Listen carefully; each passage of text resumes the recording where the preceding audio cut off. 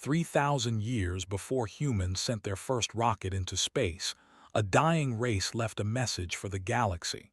They were old and wise. They could see glimpses of the future. Their civilization was ending, but before they disappeared forever, they wanted to warn others about what was coming. They carved their warning into crystal data cores and placed them in the great archives of the Galactic Council. The archives held the knowledge of 10,000 civilizations. Every empire that rose to power would eventually read these records. They knew their warning would be found. The message was short and clear. It spoke of a small blue planet orbiting a yellow star at the edge of the galaxy. It spoke of creatures who walked on two legs and lived short lives. The warning said these beings would one day reach beyond their world and touch the stars. When that happened, the galaxy should be careful. Do not provoke them, do not corner them, do not underestimate them. They are not like the others. For 3,000 years, the warning sat in the archives. Empires rose and fell. Wars were fought across countless star systems. Species evolved and went extinct. The little blue planet continued spinning around its yellow star, and the creatures on it slowly learned to use fire, build cities, and dream of the heavens above them. Then came the Dominion. They were conquerors. They had ruled their section of the galaxy for over 1,000 years. Their ships were massive and powerful. Their weapons could crack planets open like eggs. They had defeated every enemy they had ever faced. They believed they were the greatest civilization in the universe, and no one had ever proven them wrong. High Chancellor led the Dominion with an iron grip. He was old for nearly 300 years, but his mind was still sharp, and his ambition had not dimmed. Under his rule, the Dominion had expanded to 47 star systems. Billions of beings served under authority, either as willing subjects or as slaves. One day, a junior archivist brought the warning to his attention. The Dominion scouts had detected radio signals coming from a small planet in an unexplored region of space. The signals were primitive but unmistakable. An intelligent species was developing technology. The archivist had searched the archives and found the ancient prophecy about this exact world. Read the warning twice, then he laughed. The planet was called Earth by its inhabitants. The scouts had observed it for several cycles. The beings there called themselves humans. They were soft and fragile. They had no claws, no scales, no natural armor. They lived for less than 100 years. They spent most of their time fighting among themselves over resources and territory. These were the creatures they had warned about. These weak, short-lived beings who had not even left their own planet. Summoned his council to discuss the matter. The great chamber filled with the most powerful beings in the Dominion. Military commanders, scientists, diplomats, and advisors all gathered to hear about this new discovery. The High Chancellor displayed images of Earth and its inhabitants. The council members watched humans going about their daily lives. They saw cities and farms, wars and celebrations, birth and death. It all seemed so small and meaningless. They warned us about these creatures, said, amusement clear in his voice. They said we should not provoke them or underestimate them.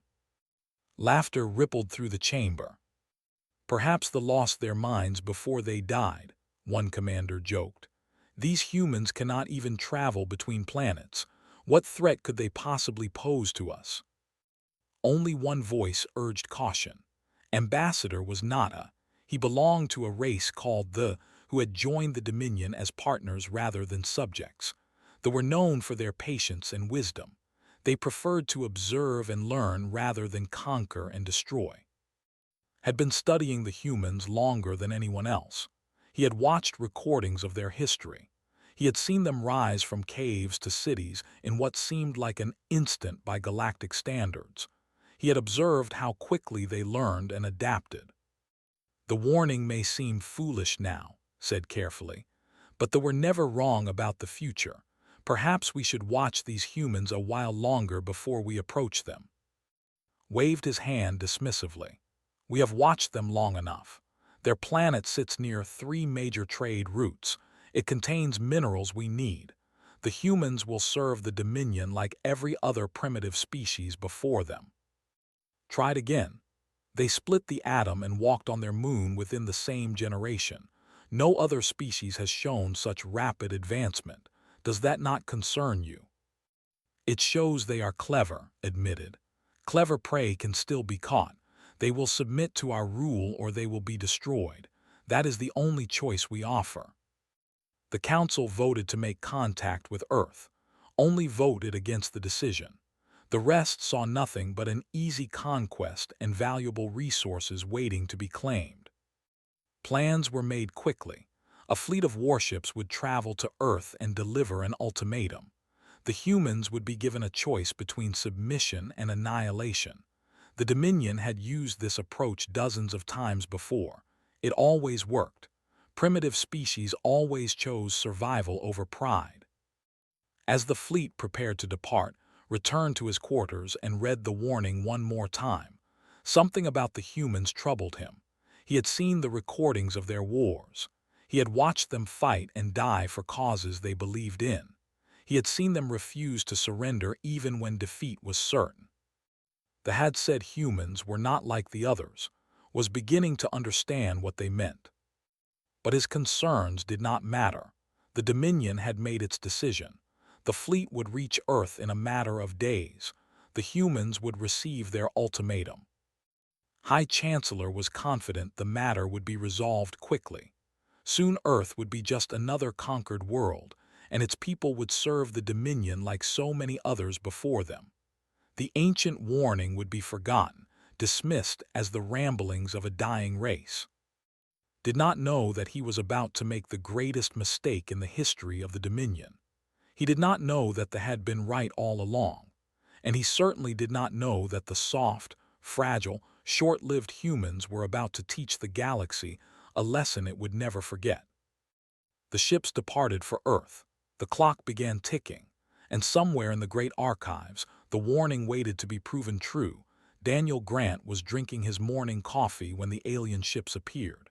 He stood on the observation deck of the research station Endeavour, watching the sunrise paint the clouds in shades of orange and pink. It was supposed to be a quiet day. Nothing about the mission briefing had mentioned visitors from another world. The first ship came through the clouds like a mountain falling from heaven. It was black and angular, covered in strange symbols that glowed with pale blue light. More ships followed. 10, 20, 50. They kept coming until the sky was dark with their shadows. Daniel was 43 years old. He had spent 20 years in the Navy before joining the United Earth Space Command. He had seen storms at sea and combat in distant lands. He had faced death more times than he could count, but nothing had prepared him for this moment. His radio crackled with panicked voices. Commands were given and canceled. Questions were asked that no one could answer. The whole world was watching the sky and wondering if this was the end of everything they knew. The aliens made contact 3 hours after their arrival. Every screen on Earth displayed the same image. A creature stood before them that looked like a reptile crossed with a nightmare. It was tall and covered in dark scales. Its eyes were yellow and cold. When it spoke, the words came through in every language on Earth. I am ambassador of the Dominion. Your planet has been selected for integration into our empire. You have 30 days to prepare your submission. This is not a request. The creature explained what submission meant. Humans would provide labor for Dominion projects. They would give up their resources and their technology. They would send soldiers to fight in wars they did not understand. In exchange, they would be allowed to continue living. This is not a negotiation, continued. We have destroyed civilizations far more advanced than yours. Your primitive weapons cannot harm us. Your tiny ships cannot escape us. Accept your fate with dignity and you will be treated fairly. Resist, and you will be erased from existence. The transmission ended. Silence fell across the world. Then came the fear. People ran through the streets. Governments held emergency meetings. Religious leaders called for prayer. Scientists scrambled to understand the alien technology. The military calculated their odds of resistance and found them close to zero. In Washington, President Laura Mitchell gathered her advisors and tried to find hope in a hopeless situation. She was 51 years old, a former diplomat who had spent her life solving conflicts through patience and understanding. She had helped end civil wars and negotiate peace treaties, but she had never faced anything like this. "Can we fight them?" she asked her generals. The answer was no. The alien ships had shields that could stop nuclear missiles. Their weapons could level cities in seconds. A single Dominion battleship could defeat every military force on Earth combined. "Then we talk to them," Laura decided. "We buy time, we learn everything we can, and we find a way to survive." She requested a meeting with Ambassador. The aliens agreed. They seemed amused by her attempt at diplomacy. Laura chose two people to accompany her to the meeting. The first was Daniel Grant, whose calm under pressure had impressed her during their brief communications. The second was Dr. Cole, an astrophysicist who had been studying the alien technology since the ships arrived. Was 37 and brilliant in a way that made other scientists uncomfortable. He could look at a problem that had stumped experts for decades and solve it during his lunch break. More importantly, he was curious. He wanted to understand these aliens more than he feared them. The shuttle that carried them to the Dominion flagship was small and slow compared to the alien vessels surrounding it. Laura felt like a mouse walking into a den of lions, but she kept her face calm and her voice steady. If these were to be her last hours, she would spend them fighting for her people. Ambassador met them in a great hall filled with strange technology and alien guards. He towered over the humans, looking down at them with barely concealed contempt. "You are brave to come here," said. "Most primitive species hide when we arrive.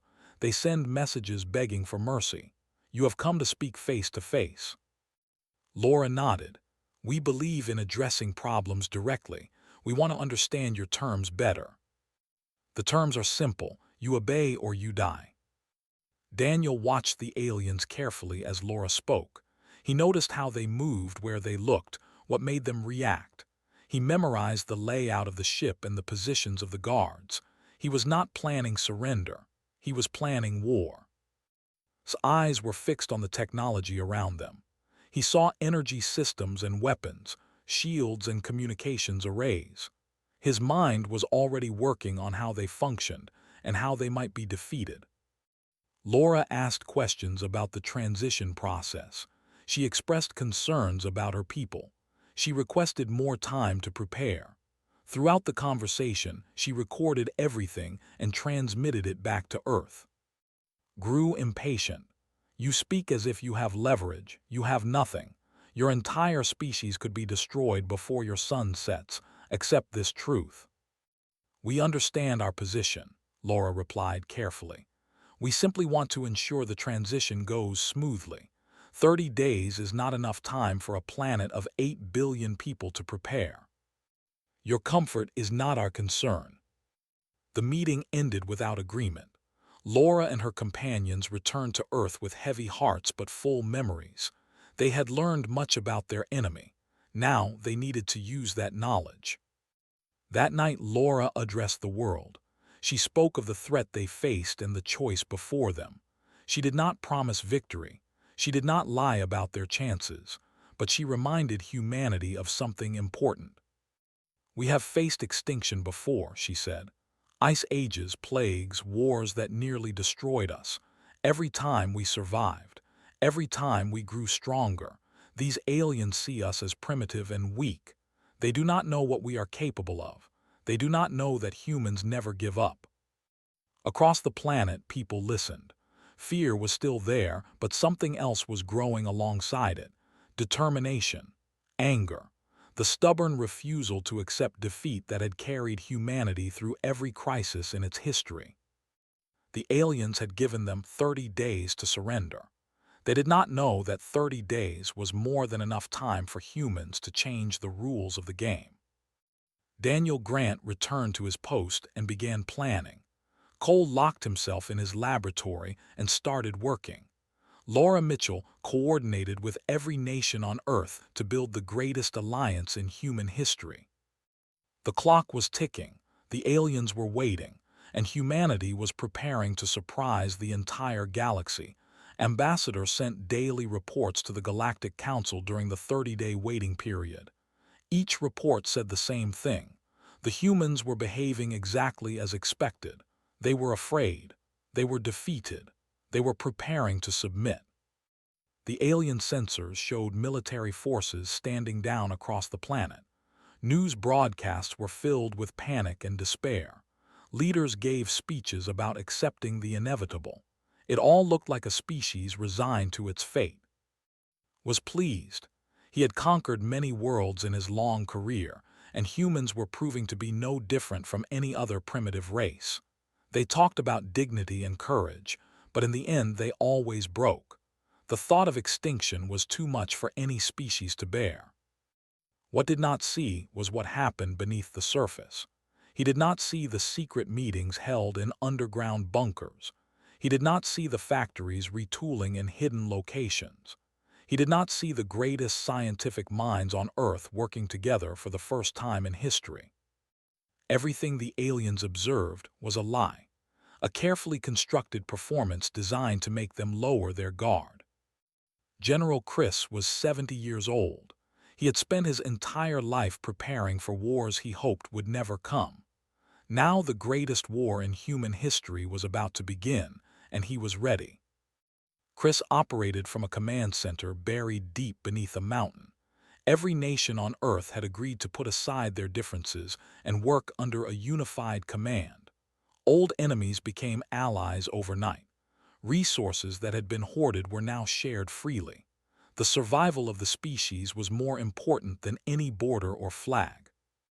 They expect us to surrender, Chris told his commanders. They expect us to be afraid and weak. That is our greatest advantage. They have no idea what we are doing. Dr. Cole had not slept more than 3 hours a night since the meeting on the Dominion ship. His mind was consumed by a single problem. How do you defeat an enemy whose technology is thousands of years ahead of yours? The answer came from the recordings they had made aboard the alien vessel. Studied every frame, every reading, every piece of data. He noticed something strange about the way the alien shields flickered when certain systems activated. It was small, almost invisible, but it was there. After 18 days of work, figured it out.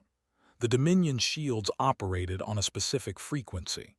If you hit them with the right electromagnetic pulse at the right moment, they would collapse.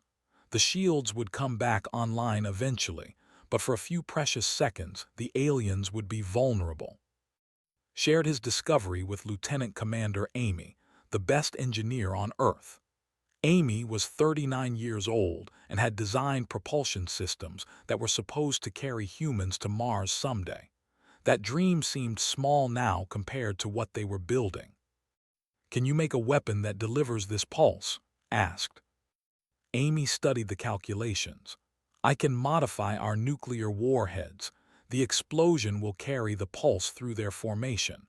When the shields drop, our conventional weapons can do the rest." They had 12 days left. Amy worked around the clock. Her team built prototypes and tested them in secret facilities. They failed again and again, but each failure taught them something new. On the 25th day, they succeeded. Meanwhile, Daniel Grant was preparing the human counterattack. He gathered pilots and soldiers from every country. They trained in simulators built to mimic alien ship movements. They studied every recording of Dominion tactics. They learned to fight an enemy they had never faced. "We will be outnumbered," and Daniel told his forces. "Our ships are slower and our weapons are weaker, but we have something they do not. We have the will to fight no matter the odds. We have the creativity to find solutions they never expect. And we have each other." The pilots came from different nations and spoke different languages. Some had been enemies just weeks ago. Now they trained side by side and trusted each other with their lives. The threat of extinction had united humanity in ways that centuries of diplomacy never could. President Laura Mitchell managed the deception on the public stage. She gave speeches filled with resignation and sorrow. She sent messages expressing her willingness to cooperate. She made it look like Earth was already conquered. Behind closed doors, she coordinated the global resistance. Every resource on the planet was directed toward defense. Civilians were trained in survival techniques. Hidden shelters were prepared for the population. Nothing was left to chance. Laura knew the cost of what they were doing. If the plan failed, there would be no second chance. The Dominion would destroy Earth completely, but surrender was not an option. She would rather die fighting than live as a slave.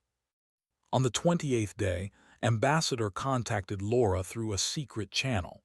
The diplomat had been watching the situation carefully. He suspected the humans were planning something, and he wanted to help.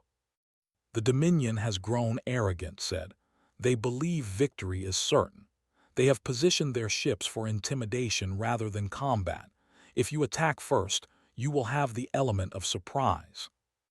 Laura was cautious. Why are you helping us? Because they warned us about your species, and I believe they were right. The galaxy needs to see what happens when the Dominion underestimates its enemies. Perhaps then other worlds will find the courage to resist. Provided tactical information about the Dominion fleet, weak points in their formations, commanders who were slow to react, ships that had technical problems. It was exactly what Daniel needed to plan the first strike. The 29th day arrived. Earth's hidden fleet was ready. The modified weapons were loaded. The pilots were in position. Every human on the planet held their breath and waited. Laura Mitchell stood before a camera and addressed the Dominion one last time. Her voice was calm and her eyes were hard. "We have considered your offer carefully," she said. "We decline. Leave our system immediately or face the consequences." Ambassador laughed when he received the message. He ordered his fleet to attack. He expected the destruction of Earth to take less than an hour. He had no idea that the humans were already moving. While he gave orders for bombardment, Daniel Grant was leading the first wave of human ships toward the Dominion fleet. Electromagnetic weapons were armed and ready. Amy's modifications hummed with power. The greatest underestimation in galactic history was about to be corrected. Looked at his tactical display and saw the tiny human ships approaching. He smiled at their foolishness. They were flying toward their deaths.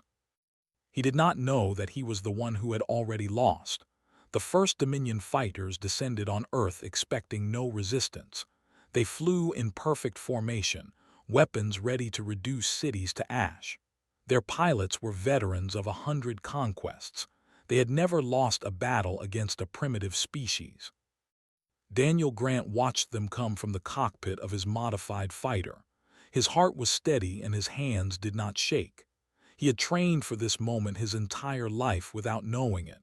Every flight, every battle, every close call had prepared him for this day. "All units hold position," Daniel ordered through his radio. "Wait for my signal." The human fleet was hidden behind the dark side of the moon. They were outnumbered badly. The Dominion had thousands of fighters and dozens of capital ships. Earth had a few hundred modified craft and a handful of converted freighters. On paper, the battle was already over. But paper did not account for what humans could do when their survival was at stake. The Dominion fighters entered Earth's atmosphere. They targeted major cities on every continent.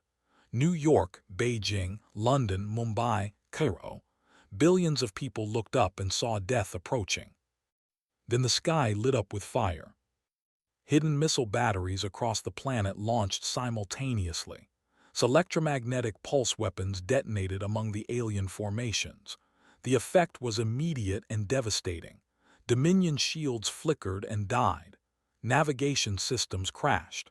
Fighters that had been flying in perfect formation began tumbling out of control. Earth's conventional missiles followed seconds later. Without shields, the alien fighters were just metal and fuel. They exploded by the dozens, hundreds. The sky became a graveyard of burning wreckage. Ambassador watched his tactical display turn red with warnings. His forces were dying faster than his systems could track. This was impossible. The humans had no weapons capable of this. They were supposed to be helpless. How? He demanded. They had nothing that could touch our shields. His tactical officer checked the readings again and again, unable to believe what he was seeing. They built something new. In 30 days, they built weapons we have never encountered. On the flagship, panic was spreading. Officers who had never known defeat did not know how to respond to it. Orders were given and then canceled. Ships that should have been reinforcing each other were instead retreating in confusion. Daniel saw the chaos and knew it was time to strike. "All units attack," he commanded. "Hit them before they recover." The human fleet emerged from behind the moon and dove toward the Dominion armada. They were small and slow compared to alien warships. They looked like insects attacking giants. But insects could sting, and these insects carried nuclear fire. Daniel led his squadron directly at the heart of the enemy fleet. His targeting computer locked onto a Dominion cruiser 10 times the size of his fighter. He launched his modified missiles and pulled away hard. The electromagnetic pulse hit first. The cruiser's shields collapsed. The nuclear warhead followed a heartbeat later. The explosion tore through the unprotected hull and split the ship in half. Across the battlefield, similar scenes played out. Human pilots used tactics the Dominion had never seen. They worked in teams, coordinating their attacks to overwhelm enemy defenses. They sacrificed themselves to protect each other. They adapted to every countermeasure the aliens tried. A pilot named flew his damaged fighter directly into a Dominion battleship's main weapon array. He destroyed the gun that was about to fire on a civilian city. His final transmission was simple: "Tell my kids I love them." Lieutenant Rachel took command of her squadron when the captain was killed. She was 26 years old and had been flying combat missions for only 3 years. She led her people through the enemy fleet and destroyed 2 capital ships before her own craft was hit. The battle lasted 4 hours. When it ended, the Dominion had lost 60% of its fighters and 3 capital ships, ordered a retreat to regroup. His forces fled to the edge of the solar system to wait for reinforcements. The humans did not celebrate, they did not rest, they followed. Amy had spent the final days before the battle modifying Earth's deep space probes. They were never designed to be warships. They were slow and fragile and held together with desperate engineering. But they worked. Humanity's first interstellar vessels pursued the retreating Dominion fleet. They caught the aliens at the edge of the solar system and attacked again. More enemy ships fell. More human pilots died. Neither side was willing to give ground. Sent a desperate message to the Galactic Council. "Send reinforcements immediately. These creatures are insane. They do not understand when they are beaten. They keep fighting no matter how many we kill." High Chancellor received the message with disbelief. How could a primitive species defeat the mighty Dominion? It was unthinkable.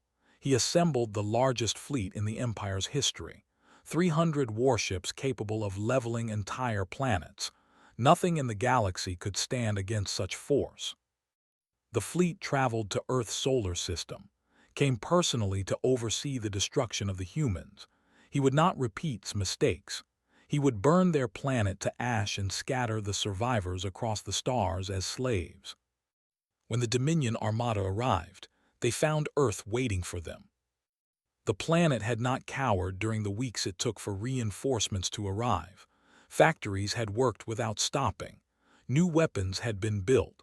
More ships had been launched. The small fleet that had defeated was now 10 times larger. Daniel Grant looked at the massive enemy armada on his display. 300 warships against humanity's ragged fleet. The odds were still terrible. They were still outmatched in every measurable way. He smiled. "They still do not understand," he said to his crew. "They think numbers and technology decide wars. They are wrong. Will decides wars. Determination decides wars. And no species in this galaxy has more will than humans." He opened a channel to all human forces. "They came here to destroy us. They came here to enslave our children and burn our world. They think we will break. They think we will surrender. Show them how wrong they are. Show them what happens when you threaten everything a human loves." The human fleet advanced toward the enemy. They were afraid. They knew many of them would not survive the day, but they flew forward anyway because the alternative was unthinkable.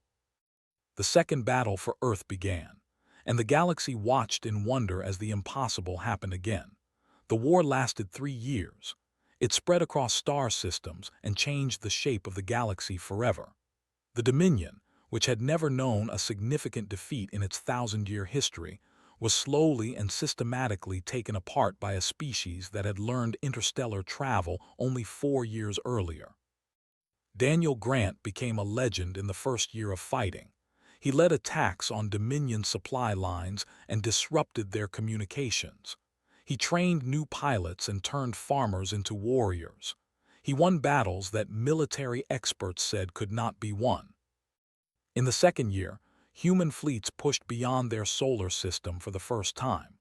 They liberated planets that had been enslaved by the Dominion for centuries. The oppressed species watched in amazement as small, fragile creatures defeated the empire that had crushed them. Word spread through the galaxy. The warning was remembered. Species that had lived in fear began to hope again. Some joined the human alliance. Others provided secret support. The Dominion found itself fighting not just humanity, but the consequences of 1,000 years of cruelty. Amy designed new ships that could match Dominion speed. Cole cracked the secrets of alien power systems and gave humanity weapons that would have seemed like magic just years before. Every victory provided new technology to study. Every defeat provided lessons to learn. The Dominion tried everything to stop the advance. They sent assassins after human leaders. They targeted civilian populations. They offered peace treaties designed to buy time for counterattacks. Nothing worked. President Laura Mitchell led Earth through the darkest days of the war. She made decisions that cost lives and haunted her dreams.